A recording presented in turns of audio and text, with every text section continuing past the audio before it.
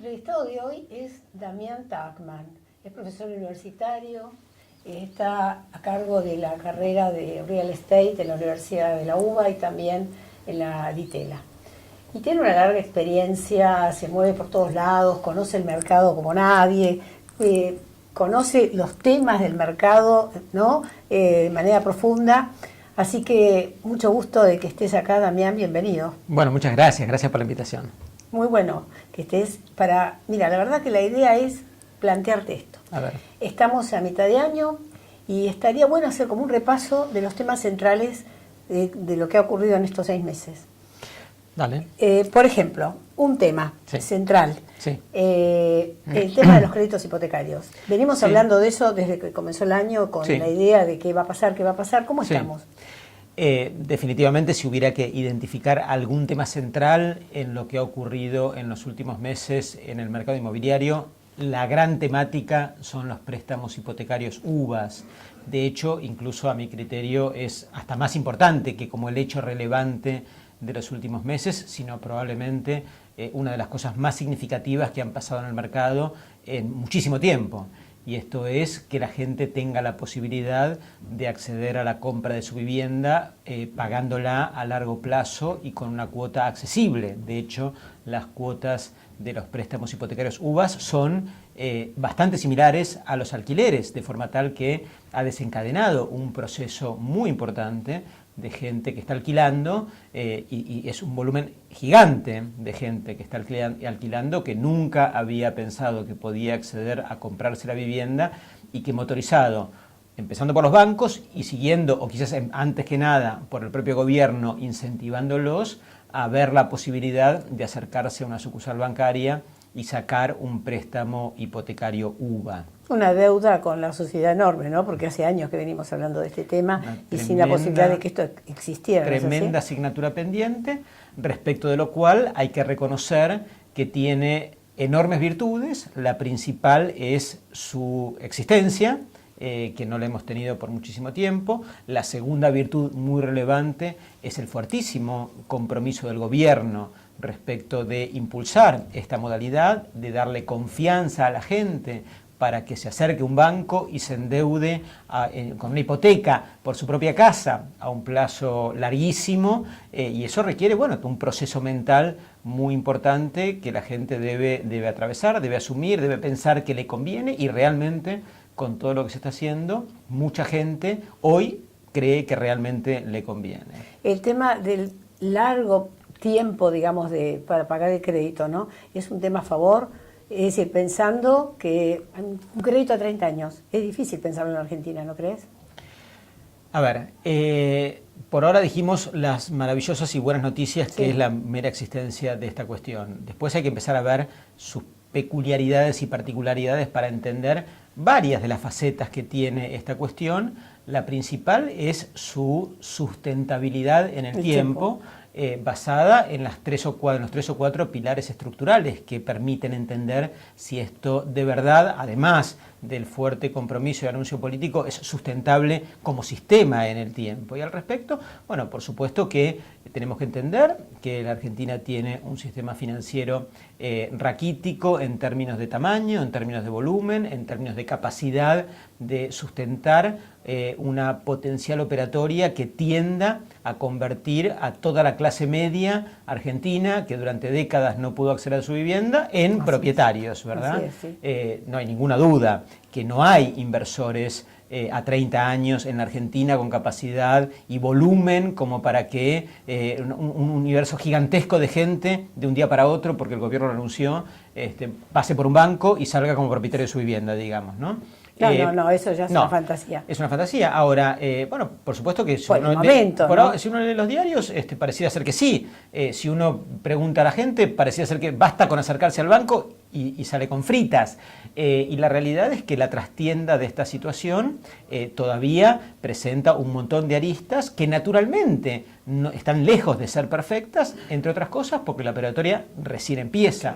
No hay inversores en la Argentina con vocación de alocar fondos en semejante volumen a plazos larguísimos. Los bancos, lejos de fondearse a 30 años, se fondean a 30 días. Hay una diferencia enorme entre 30 días y 30 años. Por eso la otra cuestión que también hay que tener en cuenta es la contracara de esto mismo, que es la situación, lo que vos preguntabas, Adriana, del propio deudor, del propio solicitante del préstamo, ¿verdad? O sea, bueno, a ver, estamos en un contexto que no nos gusta, que debería tender a corregirse, que se supone que está corrigiéndose, sí, que es todo lo vinculado con la alta inflación, ¿verdad?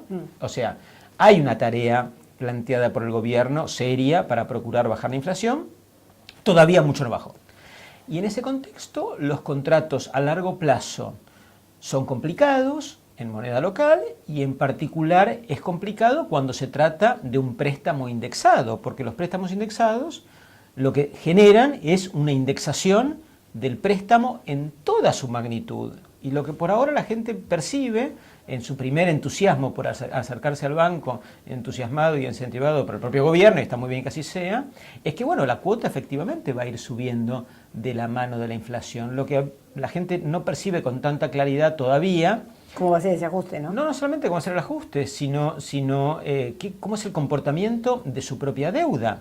Estamos hablando de endeudarte en una cifra relevante para comprar tu propia casa poniendo tu casa en juego, ¿verdad?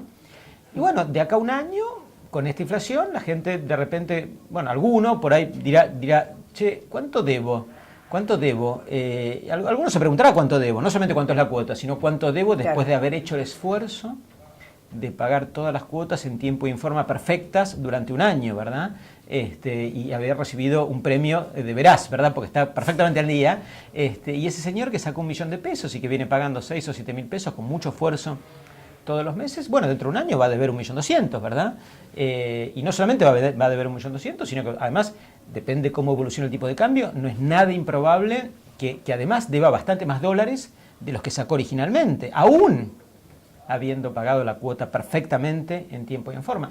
No es muy simpático para el deudor el encontrarse en una situación que se parece mucho, con todas las diferencias, a la 1050, que nosotros recordamos y que los más jóvenes que hoy van a los bancos no la recuerdan. Y la única diferencia real con la 1050 esencial es que la 1050 fue una operatoria que se aceleró y que trajo muy malas noticias y muy malos recuerdos porque se materializó en un contexto de aceleramiento de la inflación.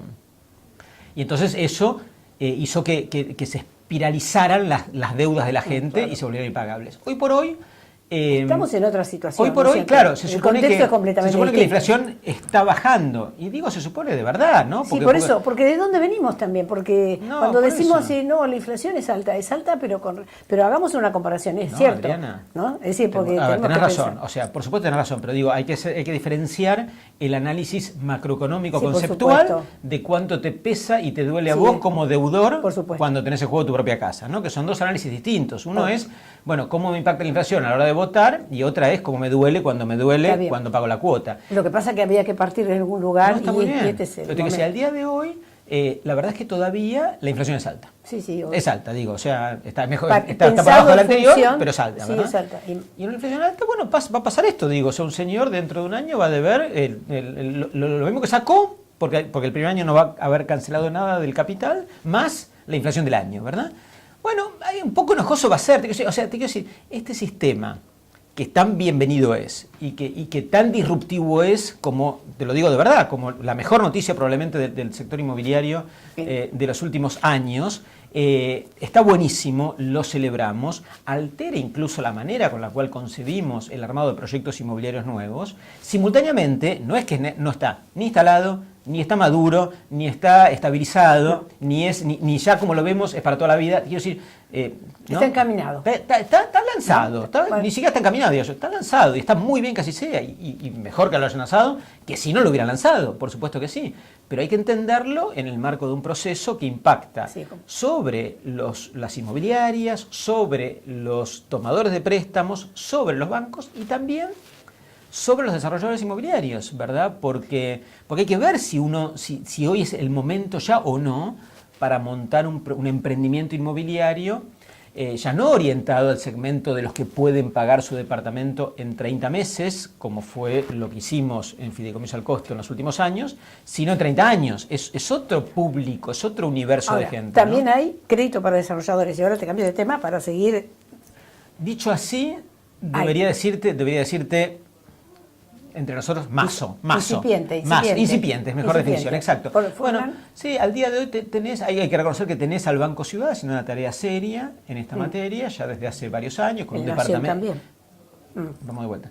Tenés al Ciudad haciendo una tarea seria ya desde hace varios años, con un gerente a cargo que profesionalmente mira las carpetas, evalúa los préstamos, va a riesgo, qué sé yo. Eso, con los alcances limitados, si querés, a nivel nacional del Banco Ciudad, ahí hay una experiencia realista en práctica y funcionando. Tenés al Nación, que es un gigantesco banco argentino, difícil de motorizar, difícil de empujar, hoy en día muy enfocado en darle crecimiento a las hipotecas UVAs a los compradores finales, que son para usados y que nada tienen que ver con los emprendimientos inmobiliarios. De hecho, estas hipotecas UVAs en parte le están quitando demanda a los emprendimientos inmobiliarios porque la gente con el UVA solo puede comprar usado, con lo cual va al usado, naturalmente, ¿verdad? Claro. Así que está trayendo algún pequeño problema. El Nación está haciendo una buena tarea para llegar a tener en el mercado algo que funcione a la hora de financiar proyectos inmobiliarios, lo cual es muy distinto de tener un producto operativo. El Banco Provincia, tarea similar, si querés, una tarea parecida, muy comprometido con lograr hacerlo, que no es lo mismo que tenerlo funcionando.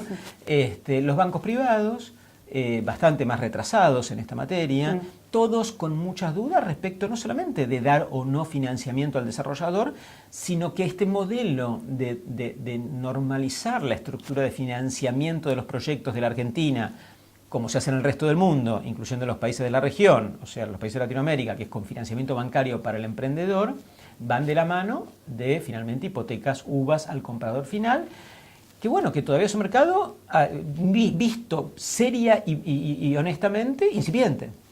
Te cambio de tema, porque estamos haciendo ping-pong y como el tiempo es tirano acá, entonces, viste, hay que acortarlo. El tema del Código de Planeamiento Urbano.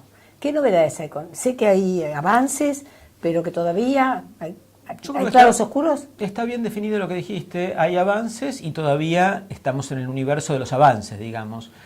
Para responderte en términos muy concretos. Lo que yo hoy no haría, para ser como autoexplicativo en la respuesta directo y concreto, lo que hoy no haría es, si hay una esquina en la Ciudad de Buenos Aires en donde hoy se puede construir poco, porque en las esquinas se puede construir poco, y producto del cambio de código se va a poder construir bastante más. Yo hoy no estoy, personalmente, y con gente que me acompaña tradicionalmente, saliendo a comprar esquinas para ver si apuesto o especulo con el incremento de valor de la tierra producto de un cambio de código que a mi criterio no va a ser mañana a la mañana, digamos, ni el lunes que viene. Entonces lo veo como un proceso de maduración todavía muy debatido, con mucha controversia, con mucho apoyo, si querés, vecinal, con mucho sustento teórico, urbanístico, conceptual y con mucho recelo del mundo desarrollador respecto de esta idea de imponer una restricción fuerte a la posibilidad de edificar en la Ciudad de Buenos Aires, en un mundo actual donde, bueno, hoy la tecnología permite y mucha gente quiere y se hacen torres muy altas, ¿verdad? Y muchas ciudades compiten por tener las torres más altas y los arquitectos se ven muy seducidos por tener la torre más alta posible y este código va completamente a contramano de esta situación, lo cual genera, bueno, controversias y se vuelve como muy opinable, digamos, y muy opinada esta situación. Yo hoy no estoy muy seguro que tengamos un resultado al respecto inminente. Como Damián es muy creativo, también ahora ha encarado el tema del coworking inmobiliario. Sí. ¿Por qué no nos contás brevemente de qué se trata? Excelente. Bueno, uno de los cambios más notables que hay en el mundo del trabajo y en el mundo de las oficinas que dan espacio a las nuevas formas de trabajar es la aparición de la figura del coworking, ¿verdad? O sea, estas oficinas compartidas que en el pasado existían, había un formato Regus que por ahí algunos conocieron, ¿verdad? Pero que ha quedado un poquito anquilosado. Hace como 20 años. Hace como 20 años, están ayornándose. Mucho más reciente, un formato extraordinario que ha tenido un crecimiento gigante, que es la compañía llamada WeWork, que sin duda es el fenómeno en el sector inmobiliario más importante de los últimos años, americana, ya en Buenos Aires también, pero esencialmente americana. Y nosotros lo que hicimos fue generar un formato equivalente al de WeWork, pero aplicado al nicho puntual, específico y súper especializado, donde nos movemos muy cómodos, que es en el mundo inmobiliario, con lo cual lo que tenemos es una primera oficina ya abierta y funcionando, que está en Palermo, una segunda en obra, en refacción, una tercera por abrir antes de fin de año, Y lo que plantea es un espacio de coworking, un espacio en el cual le damos la posibilidad, sobre todo a un joven inmobiliario que se acaba de recibir de martillero, que bien podría, si tiene un padre rico, comprar un local a la calle en una linda esquina o comprar una oficina, claro, y conseguir el mandato de su padre para vender un montón de propiedades, pero si no tuviera un padre rico y no es tan abundante que la gente tenga tantos padres ricos, bueno, esos no son mi target, los que no tienen un padre rico, bueno, en este espacio lo que pueden encontrar es básicamente, por poquita plata, la posibilidad de tener oficinas compartidas, o sea, oficinas en donde hay otros colegas, arquitectos e inmobiliarios, las salas de reuniones o de firmas para atender a los clientes,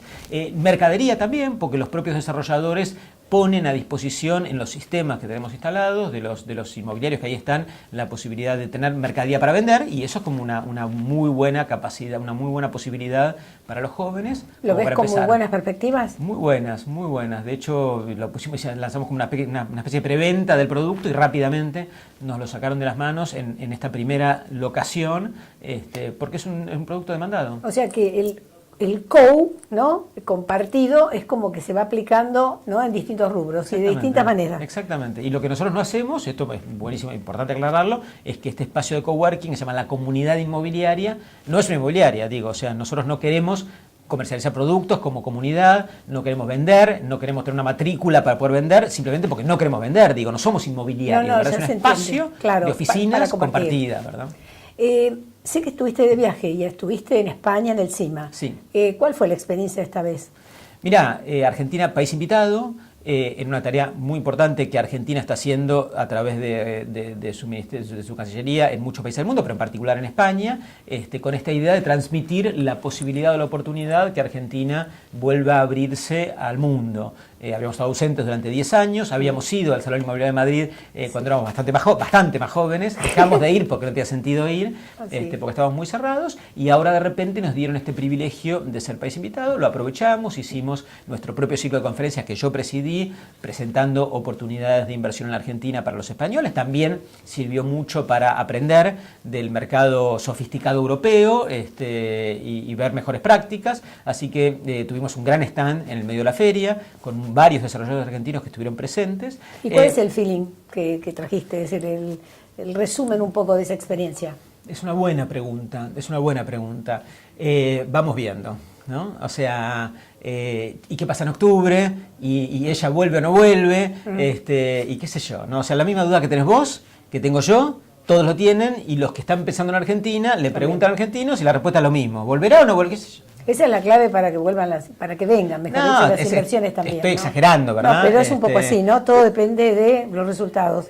Lamentablemente hay un break, ¿no?, entre una presidencia y otra. Exacto, o sea, nos interesa mucho la Argentina, dicen, cuando se consolide el proceso, iremos. Que no es lo mismo que estamos yendo, ¿verdad? Por eso, hay que esperar un poco más. La última pregunta, respecto de los precios, que no te pregunté, hablando de los créditos, pero ya hablando un poco en general del usado. ¿Qué fue pasando en esta mitad de año y cómo va a terminar, ¿no?, si tenés una idea de perspectiva? Pasaron básicamente dos cosas. La primera es que en el mundo del usado, producto de la demanda, de una demanda que no existía, o sea, no había millones de departamentos, había muchísimos departamentos que no tenían compradores posibles porque el target al que podían apuntar no podía comprar. Sí, porque aparte además no había crédito. No había crédito. Con la aparición del crédito existe y nace la posibilidad que surja la demanda y en consecuencia, y una demanda que presiona, en consecuencia los precios de los usados están subiendo. La verdad que están subiendo. ¿Y en un cuánto? Bueno, yo diría por ahora es muy poquito, pero mi percepción es que esto se va a acelerar, ¿no?, por un lado. Por otro lado, donde hubo una recomposición tremenda de precios y a niveles muy sostenidos es en el segmento más alto de la pirámide. Por diversas razones, pero el producto premium hoy luce en Buenos Aires niveles de precios notablemente altos, ¿verdad? Por varias razones. Porque los costos de hacer esos metros cuadrados han subido mucho y los desarrolladores han decidido trasladar esto a los precios y el mercado empieza a responder. Los niveles de los precios de la tierra se han vuelto increíbles en la Ciudad de Buenos Aires, los costos de construcción también están, casi diría yo, obscenamente altos, pero en el segmento más alto de la pirámide, al nuevo nivel de precios que incorpora toda esta situación, La respuesta es positiva, y yo creo que es positiva, entre otras cosas, diría, por el fenómeno del blanqueo, ¿verdad? O sea, el fenómeno del blanqueo en el contexto del nuevo gobierno, que hace que mucha gente rica, argentina, que con el gobierno anterior tenía miedo o temores a vivir en un departamento más lindo y más caro y más lujoso, que además tenía la plata recontra escondida, entonces no la podía usar, y además tampoco la quería usar, y ahora de repente aparece la posibilidad de, bueno, de haberla blanqueado, de haber pagado el 10%, de haber afrontado el costo y estar un poco más tranquilos, no tanto por cuestiones de seguridad, pero sí por cuestiones de animarse a vivir en un departamento mejor. Y entonces, cuando los departamentos de superlujo hoy se venden a precios muy altos, notablemente aparece una demanda que en otro momento no existía. Una idea final, una conclusión, digamos, de acá a fin de año, Expo de Real Estate de por medio.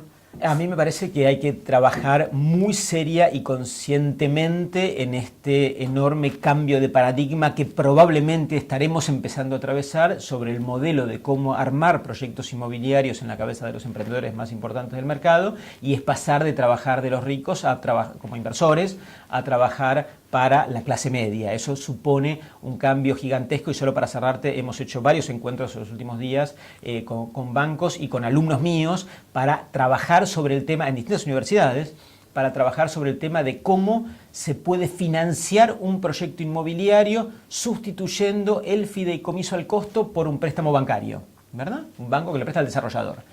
Y la verdad es que es un modelo que a mi criterio va a venir, en el que hay que trabajar de verdad, pero respecto a lo cual, en esencia, nadie sabe nada.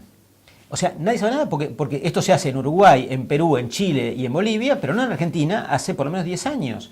Y entonces no saben nada al respecto los desarrolladores, porque no tienen por qué saberlo, porque claro, no lo hacen, pero tampoco saben nada los bancos. En términos generales, habrá excepciones, pero en términos generales los bancos tampoco saben nada. Porque los oficiales de los bancos tampoco han venido formándose para esto. No, porque pasó mucho tiempo, además, porque se dejaron de formar. Exactamente. Entonces, ese proceso de cambio requiere una enorme tarea, y yo creo que sobre eso hay que poner el foco. Y ojalá todo esto, que por ahora son buenas noticias, un mercado incipiente gestándose, se convierta en un mercado estable y maduro, simplemente normalizando la forma de hacer los proyectos inmobiliarios en la Argentina, tal como ocurre en el resto de los países, no del mundo, no solo del mundo, sino incluso de Latinoamérica. Gracias, Damián. Gracias.